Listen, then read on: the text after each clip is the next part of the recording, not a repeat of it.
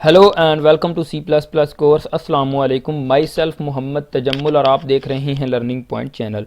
ये हमारा C plus plus course series का 47वां लेक्चर है और इस लेक्चर के अंदर हम इस प्रॉब्लम को सॉल्व करेंगे जो कि आपके सामने स्क्रीन पे अपेयर हो रही है। सम हाउ ये देखने में प्रॉब्लम इतनी कम्प्लेक्स नहीं लगती, लेकिन जब हम इसको सॉल्व करने की ट्राई करते हैं तो हम मोस्ट टाइम कंफ्यूज हो जाते हैं कि हमें किस तरह कंडीशन को पुट करना है। पहले आप इस प्रोग्राम को पढ़ने की ट्राई करें, मीन्स दैट इस क्वेश्चन को समझने की ट्राई करें कि इसमें क्या कहा गया है और किस तरह हम माइंड में लॉजिक बनाने की मीन्स दैट कोशिश करें। इसके बाद मैं आपको बताऊंगा कि इस प्रॉब्लम को हम किस तरह सॉल्व करेंगे और इस क्वेश्चन में क्या कहा गया है, और इंशाल्लाह फिर हम इस प्रॉब्लम को सॉल्व करेंगे और हम डिज़ायर आउटपुट भी इंशाल्लाह देखेंगे। चलें जी, इस प्रोग्राम को आप समझने की ट्राई करें, वीडियो को यहीं पे पॉज करें और फिर मैं आपको समझाता हूँ कि इस प्रॉब्लम में एक्चुअली कहा क्या गया है। ओके गाइज, होप सो कि आपको इस प्रॉब्लम की समझ आ गई होगी कि इस प्रॉब्लम में क्या कहा गया है। बेसिकली इस प्रॉब्लम में ये कहा गया है कि write a program that inputs a sentence, means that इसमें बेसिकली हमने एक सेंटेंस लेना है from the user, means that user से हमने रन टाइम पे एक सेंटेंस लेना है and counts the number of words and characters in the sentence. In short हमने एक यूज़र से सेंटेंस लेना है रन टाइम पे और फिर हमने उसमें से कि उस सेंटेंस के अंदर वर्ड कितने हैं और करेक्टर कितने हैं, इनको क्या करना है, हमने काउंट करना है। चलें जी, हम देखते हैं। जैसे कि ये एक मेरे पास सेंटेंस है, आई एम पाकिस्तानी। ये मेरे पास एक सेंटेंस है, हमने इसमें देखना है कि मेरे पास वर्ड कितने हैं और करेक्टर कितने हैं मेरे पास। बेसिकली इस जगह पे मेरे पास 3 वर्ड हैं, 1 2 और 3। ठीक है, वर्ड हमारे पास 3 हैं और इसमें करेक्टर कितने हैं, एक आई है हमारे पास करेक्टर, एक हमारे पास AMPA, मीन्स दैट ये KISTANI, ये मेरे पास क्या है इंडिविजुअली, ये मेरे पास करेक्टर है। मीन्स दैट अगर करेक्टर्स की आउटपुट देखेंगे तो यहाँ पे आएगा 1 2 3 4 5 6 7 8 9 10 11 एंड 12। मेरे पास वर्ड के अंदर 3 आउटपुट आएगी और जो करेक्टर्स हैं इस सेंटेंस के अंदर ये अभी मैंने काउंट किए थे, मैं भूल गया हूँ, मेरे ख्याल में 13 मैंने काउंट किए थे। अगेन काउंट करता हूँ, 1 2 3 4 5 6 7 8 9 10 11 एंड 12, सॉरी 12 इसमें करेक्टर की आउटपुट आएगी और वर्ड की जो आउटपुट है उसमें हमारे पास 3 अपेयर होगा। होप सो के गाइज आपको इस क्वेश्चन की समझ आ गई होगी कि इसमें हमने एक सेंटेंस लेना है, उसमें हमने देखने के वर्ड कितने हैं और करेक्टर कितने। सिंपल हमारा ये प्रॉब्लम है, हमने इसको सॉल्व करना है। चलें जी, स्टार्ट करते हैं with the header file include iostream, include conio.h using name space std int main. ये हमारा मेन फंक्शन स्टार्ट हो चुका है और हमने इसमें क्या कितने वेरिएबल लेने हैं, मींस दैट हमारे पास यहाँ पे जो वेरिएबल रिक्वायर्ड हैं, एक्चुअली 2 वेरिएबल रिक्वायर्ड हैं, जिसमें एक में हम रखवाएंगे कि जो नंबर ऑफ़ वर्ड्स हमने काउंट करने हैं और एक करेक्टर को काउंट करने के लिए हमने वेरिएबल लेने हैं। मैं इसको इंट डेटा टाइप, क्योंकि इंटीजर टाइप में ही वो काउंट करके हमें एक नंबर बताएंगे कि 3 4 5 कितने वर्ड हैं और कितने हमारे पास यहाँ पे करेक्टर हैं, तो इसलिए मैं इसकी डेटा टाइप इंटीजर रख रहा हूँ। यहाँ पे मैं वेरिएबल जो यूज़ कर रहा हूँ काउंट CH, यानी कि करेक्टर को काउंट करने के लिए, और एक मैं वेरिएबल यहाँ पे यूज़ कर रहा हूँ काउंट WD, जो कि वर्ड को काउंट करने के लिए यूज़ होगा। यहाँ पे एक काम और करते हैं, हम इसको इनिशियली जो करेक्टर होगा CH, यानी कि जो करेक्टर है वो 0 असाइन कर रहा हूँ और वर्ड को मैं 1 वैल्यू असाइन कर रहा हूँ। मैं वर्ड को क्यों 1 वैल्यू असाइन कर रहा हूँ, बिकॉज जैसे कि मैंने इस जगह पे लिख के भी आपको दिखाया था, आई एम पाकिस्तानी।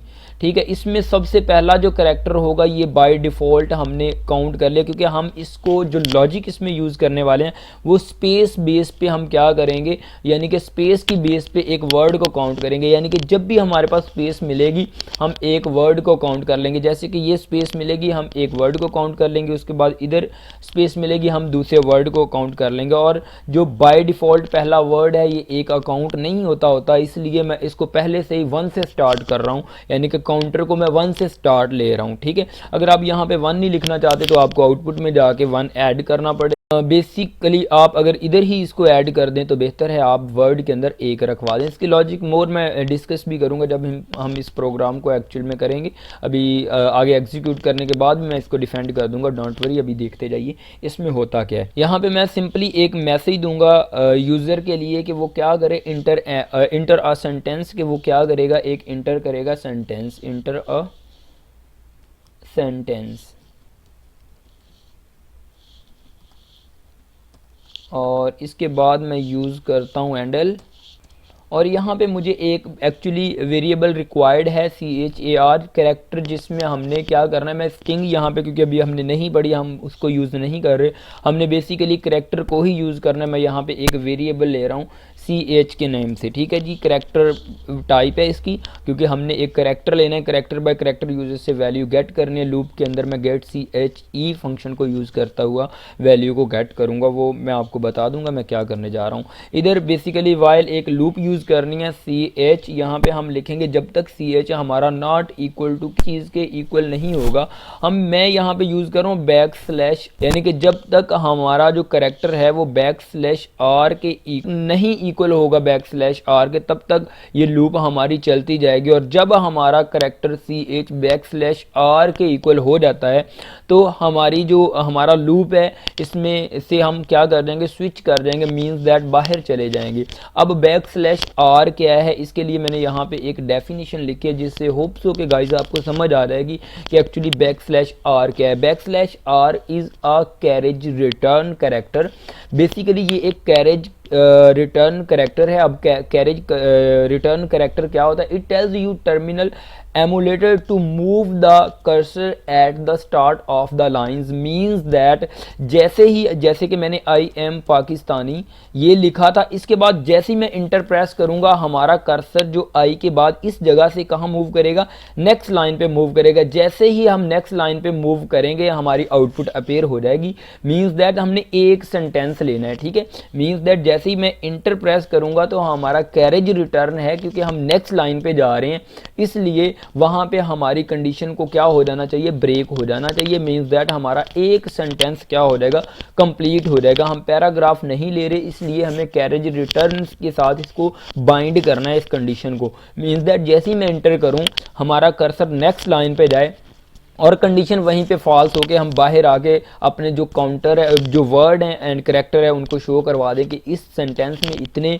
वर्ड थे और इतने कैरेक्टर थे। Back slash R carriage return means that इसका मतलब है कि हम नेक्स्ट लाइन पे जैसे ही जाएं तो हमारी कंडीशन फॉल्स हो जाए और इसमें से जितने भी कैरेक्टर हैं और जितने भी वर्ड हैं काउंट करके हमारा प्रोग्राम हमें दे सके। ये इसका एक्चुअली मतलब है। अब हम वाइल की इंटरनल वर्किंग पे आते हैं कि इसके अंदर मैं क्या लॉजिक लगाने वाला हूँ। यहाँ पे मैं ch जो मैंने वेरिएबल इस जगह पे लिया है, बेसिकली यहाँ पे मैं क्या कर रहा हूँ, यूज़र से जैसे हम सी इन यूज़ करते हैं, यहाँ पे एक मैं उस टाइप का एक फंक्शन यूज़ करने वाला हूँ गेट che, जो कि सिंगल करेक्टर यूज़र से गेट करने के लिए यूज़ होता है। इसको मैं यहाँ पे यूज़ करने वाला हूँ, ठीक है। मैंने ये फंक्शन यूज़ किया है गेट che, ये एक सिंगल करेक्टर यूज़र से क्या करेगा, गेट करेगा। उसके बाद जैसे ही सिंगल करेक्टर यूज़र इंटर करेगा साथ ही कंडीशन चेक हो। यहाँ पे मैं इफ कंडीशन लगाता हूँ।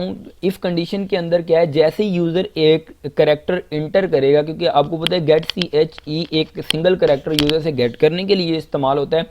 जैसे ही एक सिंगल करेक्टर यूज़र ने इंटर किया साथ ही कंडीशन चेक होगी। इफ़ करेक्टर हमारा जो यूज़र ने इंटर किया है, स्पेस मैंने दिया इस जगह पे, अगर वो स्पेस के इक्वल हुआ तो हम क्या करेंगे, मीन्स दैट अगर यूज़र ने स्पेस इंटर की है तो मैं क्या करूँगा, इसका मतलब हमारा क्या आएगा, एक वर्ड आएगा। जैसे ही देखें स्पेस इंटर होते तो इसका मतलब न्यू वर्ड हमारा क्या हो जाता है, स्टार्ट होता है। सिमिलरली इस जगह पे स्पेस आई क्योंकि स्पेस के बाद एक नया वर्ड इस्तेमाल होता है, यानी कि हम लिखना स्टार्ट करते हैं। इसीलिए मैंने यहाँ पे कंडीशन में रखा है कि जैसी स्पेस आएगी हम क्या करेंगे, जो हमारा काउंट वर्ड है उसमें क्या कर देंगे, सिंपली हम प्लस प्लस कर देंगे, ठीक है जी।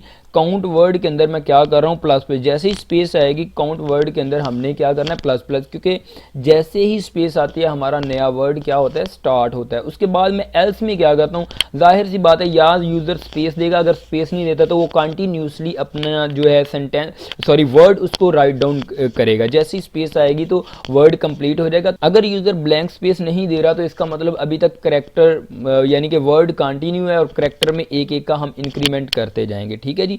यहाँ पे मैं क्या कर रहा हूँ, काउंट CH, यहाँ पे इसमें क्या कर रहा हूँ मैं, प्लस प्लस कर रहा हूँ।